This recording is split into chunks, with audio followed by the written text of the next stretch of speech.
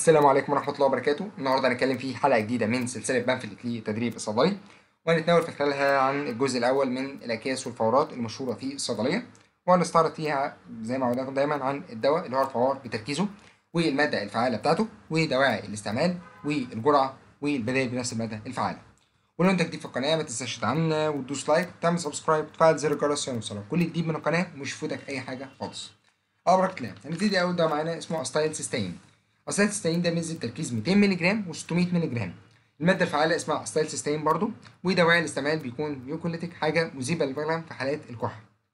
والجرعة بتاعته لو انت هتدي ال 200 مللي جرام فانت هتديله كيس كل 8 ساعات يوميا، ولو هتديله ال 600 مللي جرام فانت هتديله كيس كل 12 ساعة يوميا. البدائل بتاعته حاجة اسمها ACC، حاجة اسمها ميوكوليتر، حاجة اسمها ويندي، حاجة اسمها فلوموكسيل. نيجي للدواء اللي بعديه وهو الاجيولاكس. الاجيولاكس ده عباره عن هيربال برودكت، ده الماده الفعاله، ودواعي الاستعمال بتستخدم كلاكستيف، حاجه ملينه لعلاج الامساك والقولون، ومسكن القولون طبعا، والجرعه بتبقى مره واحده يوميا عند اللزوم. نيجي للدواء اللي بعديه وهو ستيفامول. الستيفامول ده الماده الفعاله بتبقى باراستامول ومحطوط عليها اسكوربيك اسيد، وطبعا دي الدواء الاستعمال بتاعتها بتكون مصدر الفيتامين سي عشان تقوي مناعه الجسم، زائد ان بيكون عليها باراستامول بحيث يخفف اعراض نزلات البرد ويكون يشتغل كمسكن طبعا. الجرعه بتاعته بتكون قرص فوار كل 8 ساعات يوميا، والبديل بتاعه حاجه اسمها اسكوزنتال. نيجي للدواء اللي بعديه وهو البروفين. البروفين ده بينزل بتركيز 600 مللي جرام. الماده الفعاله بتبقى ايبوبروفين، ودواعي الاستعمال ده حاجه نون سترويدال انتي انفلاماتوري دراج، حاجه مسكن للالم وخافض للحراره، زائد ان هو مضاد للالتهاب. والجرعه بتبقى كيس على نص كوبايه ميه مره واحده يوميا الى 3 مرات يوميا. والبديل بتاعه حاجه اسمها سبيدي دول. نيجي للدواء اللي بعديه وهو البرونكوفاكسين.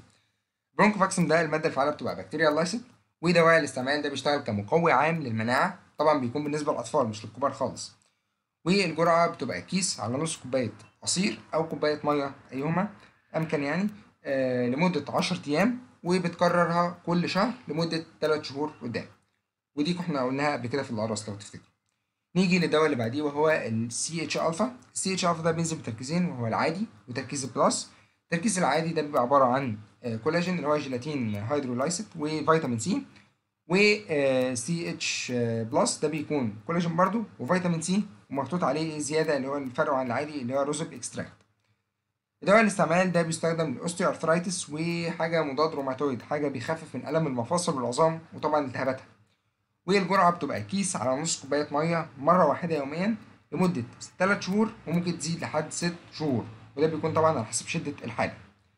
والبديل بتاعه حاجه اسمها من حيث البلس، فالبديل بتاعه حاجه اسمها اكتي كولاسي، ومن حيث العادي فحاجه اسمها كولاجي، حاجه اسمها كوليجي مور، حاجه اسمها كارتينو، حاجه اسمها كولاجيكس، حاجه اسمها تولاجين، وحاجه اسمها جيلا تكسين، وجيلتاميكس، وجيناكس، وجوينتون، وجون ميرا، ويوبرو، ويونيبرو. دي البدائل كلها، يعني بدائل كتير بس يعني حاول انت تحفظهم، تحفظ ما اللي تقدر عليه. نيجي للدواء اللي بعديه وهو الستروسيد مغنيسيوم بلس. الستروسيد مغنيسيوم بلس ده الماده الفعاله بتبقى مغنيسيوم محطوط عليها سيتريك اسيد وفيتامين بي 6. ده طبعا بيستخدم للعلاج من املاح الاوكزالات، الناس اللي عندها زياده في الاملاح دي. والجرعه بتاعته بتكون كيس على نص كوبايه ميه كل 8 ساعات يوميا. والبديل بتاعه حاجه اسمها ايبي ماج، لكن الفرق انه بيكون عليه مش بيكون عليه فيتامين بي 6، ده الفرق عن الستروسيد مغنيسيوم. نيجي للدواء اللي بعديه وهو الكالسيوم. الكالسيوم ده بيبقى الماده الفعاله اللي فيه عباره عن فيتامين دي، فيتامين سي، وكالسيوم طبعا. وده طبعا بيشتغل كمكمل غذائي، وبيكون مصدر للكالسيوم سواء في الكبار او الاطفال. والجرعه بتاعته من حيث الكبار فانت بتديهم من كيس لكيسين مره واحده يوميا، ولو انت هتديه للاطفال فانت هتديهم نص كيس مره واحده يوميا.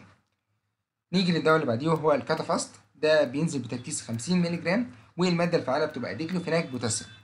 طبعا من الاسم تعرف انها مسكن للالم وخافض للحراره، زائد انها مضاده للالتهاب.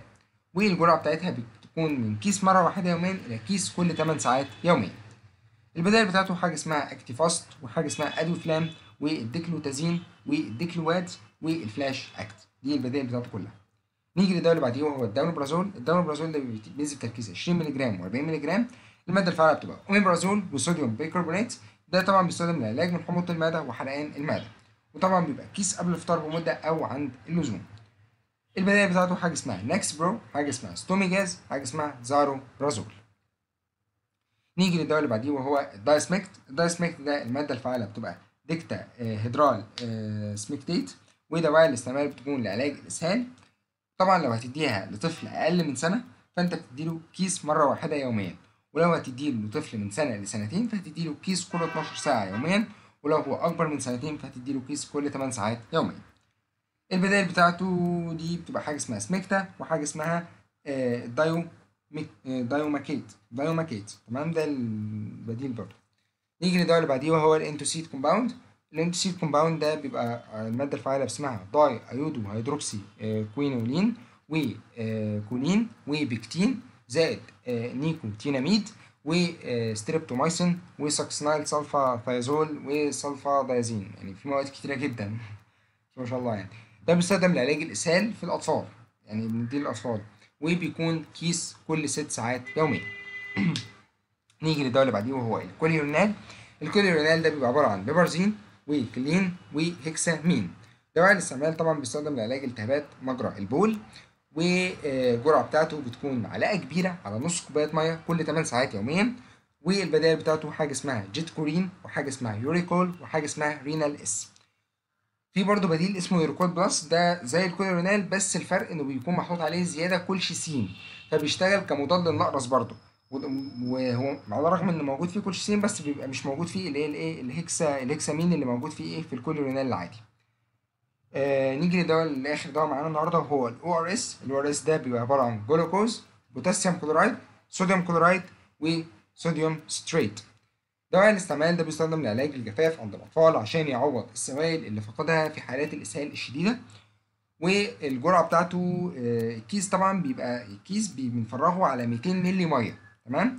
والأطفال اللي أقل من سنتين بنديهم من 50 مللي ل 100 مللي بعد كل مرة إسهال، ولو الأطفال أكبر من سنتين فأنت بتديهم من 100 مللي ل 200 مللي بعد كل مرة إسهال.